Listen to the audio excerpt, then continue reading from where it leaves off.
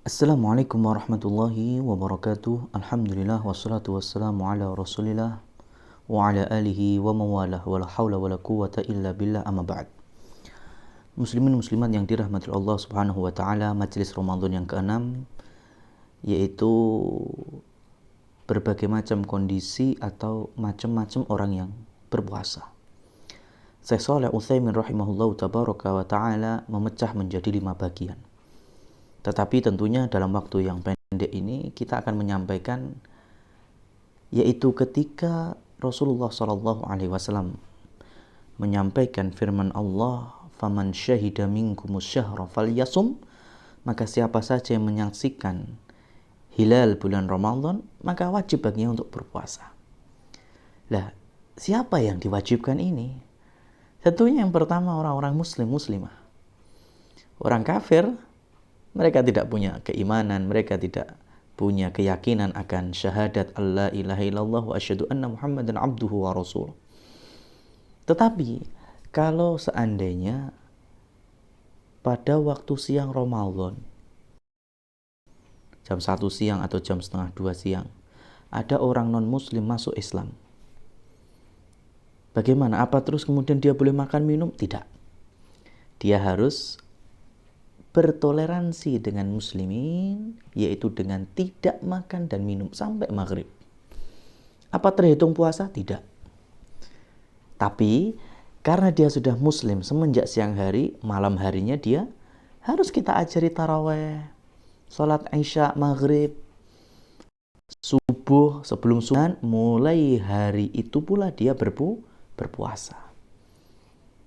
Nah, selain muslim dan muslimah, siapa lagi yang sudah balik? Dan tanda balik itu bermacam-macam. Kalau secara usia, di zaman Rasul Shallallahu Alaihi Wasallam jelas 15 tahun itu sudah balik. Meskipun secara biologis manusia berbeda-beda, ada yang dengan bermimpi basah, ada yang dengan haid perempuannya, tumbuh beberapa bulu di anggota tubuh. Ini semuanya tanda-tanda alamat al-bulugh. Siapa yang sudah balik, maka wajib baginya berpuasa.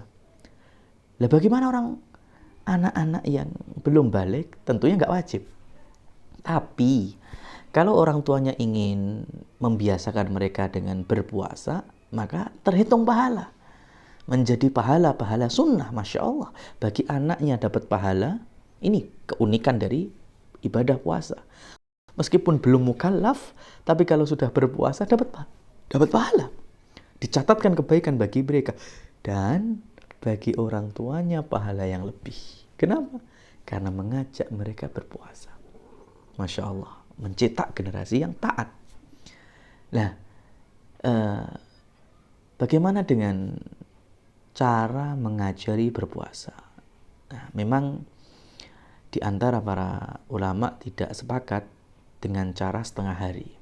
Tapi ala kulli halin, yang namanya kita mentarbiyah atau mendidik, memang sih kalau belajar dari salafus soleh, mereka juga punya anak cucu, mereka juga mengenal puasa Ramadan, dan tidak didapati cara mendidiknya dengan puasa setengah hari. Dari sahur sampai kemudian puasa lagi, lanjutkan sampai maghrib. Artinya yang namanya puasa ya seharian itu utuh. Tapi kan di Indonesia ada istilah poso manuk podang, poso beduk, poso macam-macam. Nah, memang tidak ada sih yang menyalahkan 100% dan juga yang membenarkan 100%. Cuma memang kalau kita mengikuti ajaran salafus soleh, lebih baik mengajarkan anak itu berpuasa sehari utuh. Kalau besok ternyata merasa capek, ya sudah, besok nggak usah puasa dulu, nggak apa-apa. Namanya juga latihan. Besoknya lagi mau, oke, tapi harus seharian ya, bareng sahur sampai bareng berbuka. Ini puasanya anak-anak yang belum balik. Kemudian juga ketika minkum maridun aw ala safarin fa'iddatun min ayamin ukhar. Ada jenis yang lain yaitu orang-orang yang sakit, tapi sakitnya yang diinginkan sembuh. Artinya diinginkan sembuh itu sakit yang ya mungkin hari ini ngeluh, panas, demam, ya nggak kuat puasa, atau bahkan sampai pingsan. Tapi 3 hari, 4 hari sembuh total. Ini yang disebut dengan maridhon.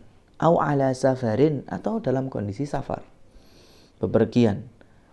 Dan safar kita merujuk kepada para ulama yang mendefinisikan urf. Secara adatnya orang itu menilai kita ke sana safar, kita ke sana safar. Nah, posisi yang semacam ini tentunya boleh untuk berbuka. Ya, boleh untuk berbuka, artinya boleh juga untuk berpuasa, cuma dikembalikan kepada diri. Atau kalau memang atas saran dokter nggak usah puasa, nggak usah puasa. Karena kita tidak mau menjadi beban, bahkan memadorotkan diri kita masing-masing. Karena memang Allah sedang menguji kita dengan musibah sakit. Diminta ujian kesabaran di situ. Safar juga demikian, tapi jangan dijadikan modus. Umpamanya dari Surabaya ke Jakarta safar ya, iya safar jelas. Berarti saya besok mau ke Jakarta aja lah biar nggak puasa. Lah ini nggak boleh. Jadi memang targetnya itu ketika memang ada jadwal safar dan kita sudah berniat puasa di malam harinya atau sebelum subuhnya, maka kita berpuasa. Di jadwal kita safar itu mungkin ba'da zuhur, tiketnya jam 1, jam 2, maka mulai situlah kita berbuka atau membatalkan puasa pada hari itu. Nah, kecuali bagi orang yang sakitnya menahun, seperti hanya lansia, ahrom, ya, pikun, iya memang sudah nggak ada kewajiban untuk berpuasa. Kadang nggak tahu kapan sahur, kapan buka, waktu sholat aja kadang harus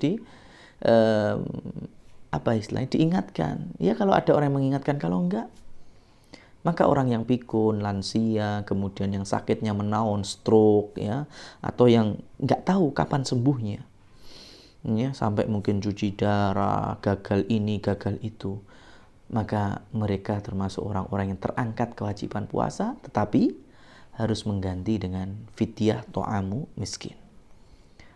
Nah, begitu juga bagi orang perempuan, mereka punya tamu bulanan haid, ya, atau mereka punya ada rasa sakit juga.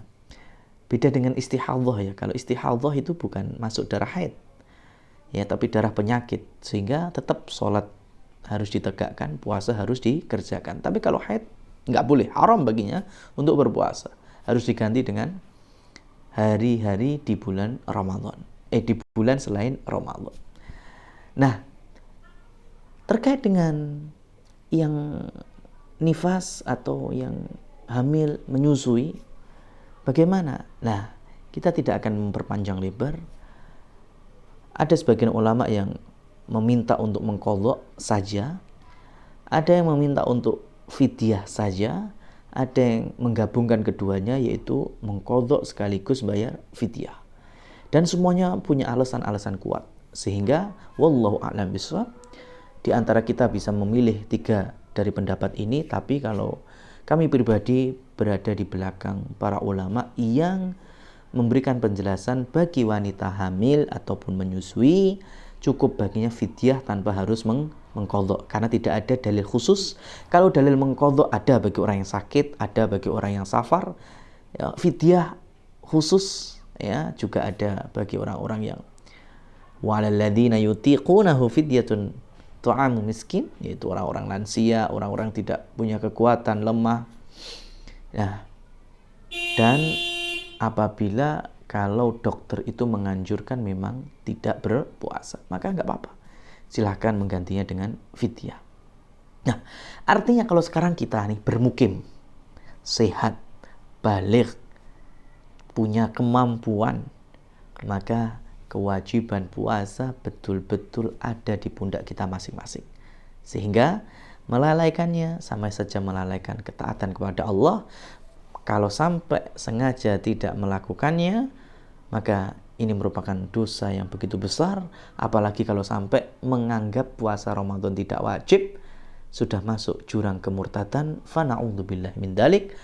Wal billahi taufiq wal hidayah. Wassalamualaikum warahmatullahi wabarakatuh.